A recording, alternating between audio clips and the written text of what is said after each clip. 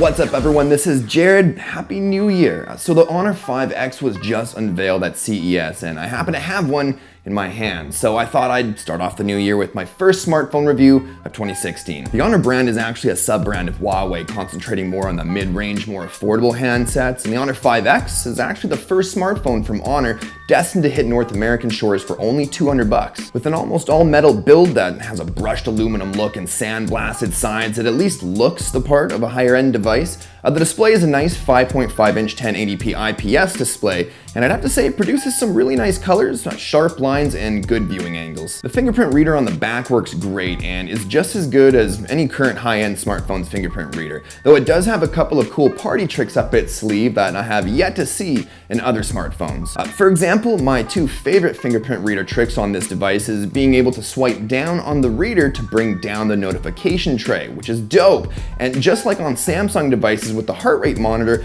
you can touch and hold the reader as the shutter button. Now the 5X does only come with 16 gigs of internal storage, but it also has an expandable micro SD slot which allows for up to an additional 128 gigs. Now the bottom facing speaker is probably my only real gripe about this phone, because while it can get loud, bumping the volume up past 65% starts making the audio extremely tinny and unpleasant sounding. Running on top of Android 5.1.1 Lollipop is Honor's own Emotion UI, or EMUI. Now I've read that some people are comparing it to iOS in the same way folks like to compare MIUI from Xiaomi, but I'm sorry, I'd have to disagree. I mean, other than the annoying lack of an app drawer, which by the way I still can't understand why Chinese OEMs don't like including, it seems to have its own identity. The pull-down menu is nice, and I really like the timeline structure in the notification screen. The settings menu is well laid out with plenty of device customization options for you to dig through, and all the system apps like the calculator, weather, and clock apps, for example, are all really clean looking. There's even a couple useful tools like the magnifier and mirror apps. Now when we're talking about performance, you have to keep in mind that it's a $200 mid-range smartphone with a Snapdragon 615 and only 2 gigs of RAM, so don't expect to be flying through virtually any task without a hitch like you can with most higher-end flagship phones.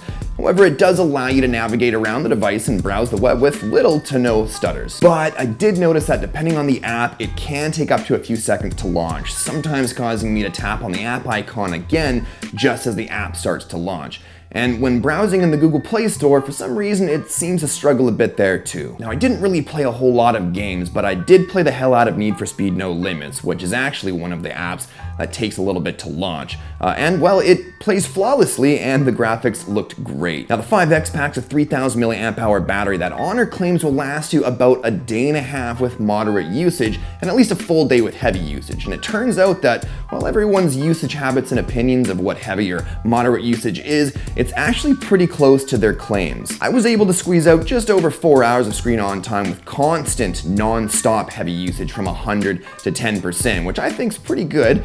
So I think with casual heavy usage, you can probably expect it to last just under a full day, and with moderate usage, probably a whole day. Now the main rear shooter is a 28mm 13 megapixel camera with an f2.0 aperture, and then there's a 5 megapixel selfie cam on the front. And I have to say, I kind of was expecting fairly low quality images while under terrible lighting, but both cameras performed quite well actually. Now in lower lit scenes, yes, there's a fair amount of noise in the background, but most objects in the forefront actually look well exposed and don't carry nearly as much noise as the background, which helps refocus your eyes on what matters and not on all the low light noise in the background. And the camera app itself is pretty neat too. It looks clean and has a nice healthy amount of options to play with and tweak.